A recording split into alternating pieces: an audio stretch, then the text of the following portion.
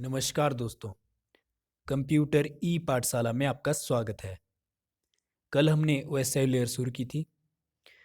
तो हमने देखा था कि पहली जो लेयर है आपकी फिजिकल लेयर, और सेकंड लेयर आपकी डाटा लिंक, थर्ड आपकी network, fourth transport, fifth session, six presentation, seventh application layer है। तो देखिए दोस्तों, इसको याद करना बहुत ज़रूरी है। आइए इसकी एक ट्रिक देखते हैं जिससे कि इसको याद कर सकते हैं। पढ़ नहीं तो स्पा खोलना पड़ेगा। आपको पढ़ाई करनी है, नहीं तो क्या खोलना पड़ेगा? आपको स्पा खोलना पड़ेगा। पढ़ से हो गया आपका पीडी, नहीं से एन, तो से टी, स्पा से आपका स्पा हो गया। पी से आपका हो गया फिजिकल, डी से डाटा लिंक, एन से नेटवर्क, टी से ट्रांसपोर्ट, और एस से सेशन, पी से प्रेजेंटेशन, ए से एप्लीकेशन।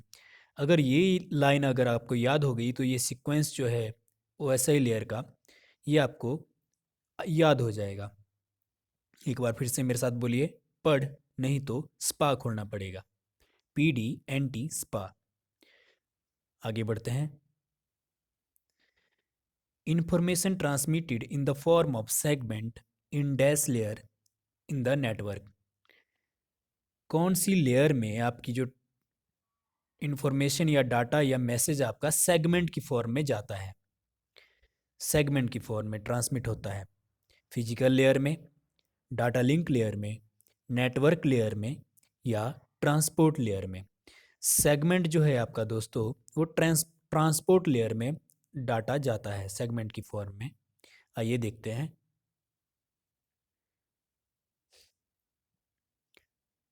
जो फिजिकल लेयर है आपकी, उसमें जो डाटा ट्रांसफ़र होता है वो बिट की फॉर्म में जाता है आपका।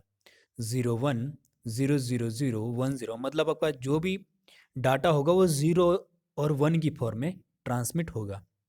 सेकंड जो लेयर है डाटा लिंक लेयर, उसमें आपका जो डाटा ट्रांसफ़र होगा वो फ्रेम की फॉर्म में होगा। नेटवर्क जो लेयर है, उसमें जो डाटा ट्रांसफ़र होगा वो आपका पैकेट की फॉर्म में ट्रांसमिट होगा। ट्रांसपोर्ट जो लेयर है, उसमें सेगमेंट की फॉर्म में ट्रांसमिट होगा। जो आपकी लास्ट थ्री लेयर है, session layer, presentation layer, application layer, इसमें जो डाटा ट्रांसमिट होगा उस सिर्फ आपका डाटा की फॉर्म में ही जाएगा। याद कैसे रखना है?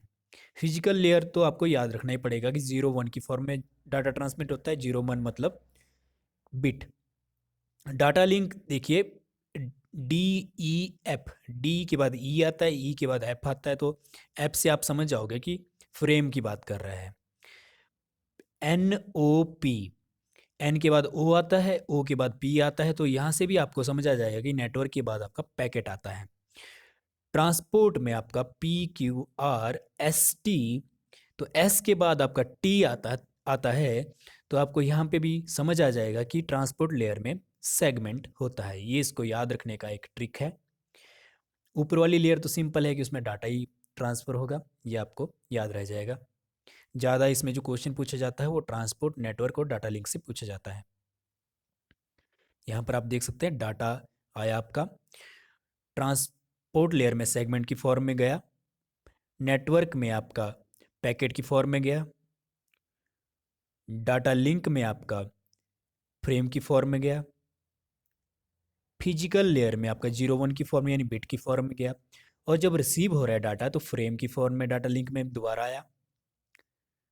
फिर आपका नेटवर्क लेयर में पैकेट की फॉर्म में पहुंचा, और ऊपर आपका ट्रांसपोर्ट लेयर में सेगमेंट की फॉर्म में गया, और आपका डाटा सेशन लेयर और प्रेजेंटेशन से जाके आपका रिसीव हो जाएगा। इस प्रोसेस को क्या बोलते हैं? Encapsulation and decapsulation. आइए आगे बढ़ते हैं। Physical layer devices are router, gateway, hub repeater and modem, switch and bridge. जो फिजिकल लेयर के जो डिवाइसेस होते हैं, क्या वे आपके राउटर हैं, क्या वे आपके गेटवे हैं, क्या वे आपके हब या रिपीटर या मॉडेम होता है, या स्विच या ब्रिज होता है? तो दोस्तों, जो फिजिकल लेयर के डिवाइसेस हैं आपके, वो आते हैं हमारे हब, रिपीटर, मॉडेम, या आपका केबल। सी इसका आंसर हो जाएगा। आइए देखते हैं। Physical layer, it is the lowest layer. हमने देखा था कि जो फिजिकल लेयर है, जिससे हमने ट्रिक भी देखी थी, पढ़ नहीं तो स्पार्क होना पड़ेगा। तो पहली कौन सी आ गई? फिजिकल आ गई। तो इसमें क्या होता है आपका, सबसे पहली लेयर है, लोएस्ट का मतलब सबसे पहली लेयर है।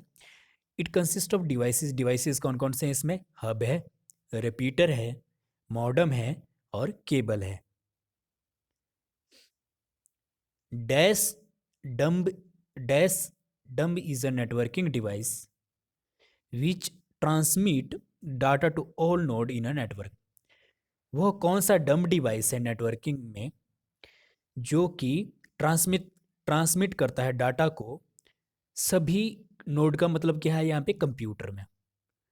नेटवर्क में बहुत सारे कंप्यूटर होते हैं, तो वह कौन सा डम्ब डिवाइस है? डम्ब का मतलब क्या होता है? ऐसा डिवाइस जिसका अपना कोई इंटेलिजेंट नहीं होता, दिमाग नहीं होता, उसको डम्ब डिवाइस बोलते हैं। तो ऐसा कौन सा डम्ब डिवाइस है जो कि सीधा आपके डाटा को ट्रांसफ़र ही करता है?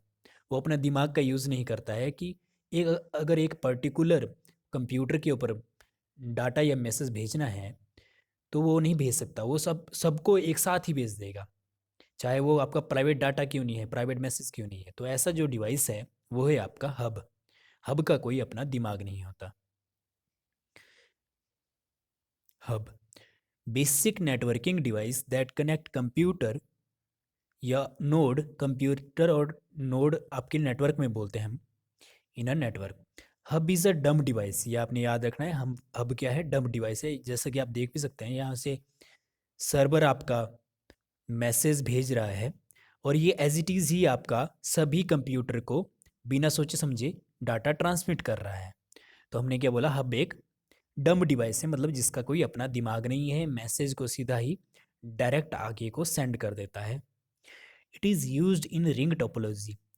जो रिंग टोपोलॉजी होती है उसमें ये यूज़ होता है। Dash is active hub in a network which is use for long distance transmission in a network. कौन सा एक एक्टिव हब है नेटवर्क में जो कि लॉन्ग डिस्टेंस के लिए अगर आपने मैसेज या डाटा ट्रांसमिट करना है तो वहाँ पर यूज़ होता है? वो राउटर है आपका, या स्विच है, या ब्रिज है, या रिपीटर है। तो दोस्तों कभी भी हमने अगर लॉन्ग डिस्टेंस के लिए अगर हमारा डाटा ट्रांसमिट करना है, मैसेज ट्रांसमिट करना है, तो बीच में एक रिपीटर का यूज़ किया जाता है। रिपीटर क्या काम करता है कि जहाँ पे आपकी स्ट्रेंथ कम हो गई है सिग्नल की, वहाँ पे उसको वो दोबारा से एक्टिव कर देगा, स्ट्रेंथ उसकी रीजनरेट कर देगा। तो ऐसे डिवाइस को क्या बोलते हैं? रिपीटर बोला जाता है। तो इसका पर्पज़ क्या है? लॉन्ग डिस्टेंस के लिए अगर आपकी स्ट्रेंथ सिग्नल की वीक हो रही है तो वहाँ पे रिपीटर का यूज़ होता है। तो इसको एक्टिव डिवाइस, एक्टिव हब बोलते हैं। एक्टिव क्यों बोलते हैं? क्योंकि इसने जो स्ट्रेंथ कम हो रही थी, डेड हो रही थी स्ट्रेंथ, उसको उसने एक्टिव कर दिया। एक्टिव मतलब जिंदा कर दिया, इसलिए इसको एक्टिव हब कहा जाता है। जैसा कि यहाँ पे आप देख सकते हैं, हमने आप माउस से या रिमोट से एक सिग्नल सेंड किया, रिपीटर उसको रीजनरेट कर रहा है या मैग्नीफाई कर रहा है, बढ़ा रहा है, और स्क्रीन के ऊपर आपका ट्रांसमिट कर रहा है। ये आपका रिपीटर का काम है। हमने आपको बता दिया कि ये एक इलेक्ट्रॉनिक डिवाइस है, सिग्नल को रिसीव करता है और ट्रांसमिट करता है, लॉन्गर डिस्टेंस के लिए यूज़ होता है और एक्टिव हब कहा जाता है। Dash is the process of converting analogue data into digital form. वह कौन सा प्रोसेस है जिसमें कि आपका डाटा एनालॉग से डिजिटल की फॉर्म में कन्वर्ट होता है? इसने प्रोसेस पूछा है, डिवाइस नहीं पूछा, ये याद रखना है। अगर डिवाइस पूछता तब आपका आंसर बनना था मॉडम, पर इसने पूछा है प्रोसेस। तो प्रोसेस या तो आपका मॉड्यूलेशन होगा या डीमॉड्यूलेशन होगा। तो आपका इनटू डिजिटल बोला है, तो इनटू डिजिटल का मतलब कि डीमॉड्यूलेशन हो जाएगा। आगे देखते हैं हम इसको कि कैसे हुआ ये। पहले ये क्वेश्चन समझ लेते हैं, फिर इस पीछे वाले क्वेश्चन का हम कॉन्सेप्ट पढ़ेंगे। Dash is an important device used for internet connection in a local area network. यह एक इम्पोर्टेंट डिवाइस है अगर आपने इंटरनेट कनेक्शन अगर लैन में यूज़ करना हो। तो कौन है ये आपका राउटर है, या मॉडेम है, या डायल-अप कनेक्शन है, या गेटवे है। तो दोस्तों सबसे इम्पोर्टेंट डिवाइस जो अगर आपने इंटरनेट चलाना है तो वो आपका मॉडेम रहता है एक लोकल एरिया नेटवर्क में। यहाँ देखिए ये मॉडेम है। Modem is a networking device that convert data from digital format into a analogue format. Digital से एनालॉग की फॉर्म में। मॉड्यूलेशन जो होता है वो होता है अगर आप आउटपुट अगर आपकी एनालॉग में जा रही है या कन्वर्ट हो रही है तो उसको मॉड्यूलेशन बोलेंगे। अगर आपकी आउटपुट जो है लास्ट वो आपकी डिजिटल फॉर्म में कन्वर्ट हो रही है तो उसको डीमॉड्यूलेशन बोलेंगे। याद कैसे रखेंगे? डीमॉड्यूलेशन का डी उठाइए और डिजिटल का डी उठाइए तो ये आपका डीमॉड्यूलेशन डिजिटल हो जाएगा। ऐसे ही हमने पीछे वाला क्वेश्चन लगाया था, तो इसको याद रखने का ये तरीका है। अगर डीमॉड्यूलेशन पूछेगा मतलब कन्वर्ट किस में कर रहा है लास्ट में, वो डिजिटल में। अगर एनालॉग पूछ रहा है तो एनालॉग आपका क्या क्या बोलते हैं हम एनालॉग में कन्वर्ट करने को? मॉड्यूलेशन बोलते हैं। Which layer is responsible for error detection in OSI layer? OSI layer में वह कौन सी लेयर है जो रिस्पॉन्सिबल होती है एरर डिटेक्शन के लिए या एरर चेकिंग के लिए? एप्लीकेशन लेयर है या डाटा लिंक लेयर है? डाटा लिंक में भी आपके दो पार्ट होते हैं, एक आपकी अपर लेयर होती है, एक सब लेयर होती है। तो इसने पूछा है कि आपकी डाटा लिंक लेयर है कि या डाटा लिंक सब लेयर है या नेटवर्क लेयर है। तो दोस्तों जो एरर डिटेक्शन या एरर चेकिंग के लिए जो लेयर काम होती है वो होती है आपकी डाटा लिंक में मैक, और मैक को हम सब लेयर भी बोल देते हैं।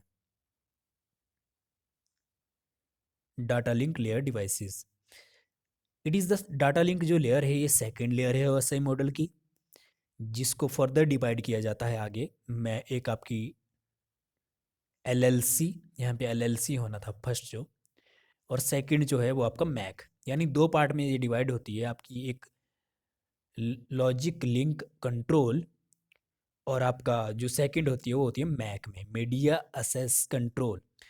तो जो मीडिया असेस कंट्रोल या जो मैक जो लेयर होती है ये रिस्पॉन्सिबल होती है एरर चेकिंग के लिए। कोई भी एरर चेक करना है OSI लेयर में तो ये आपका मैक का काम होता है।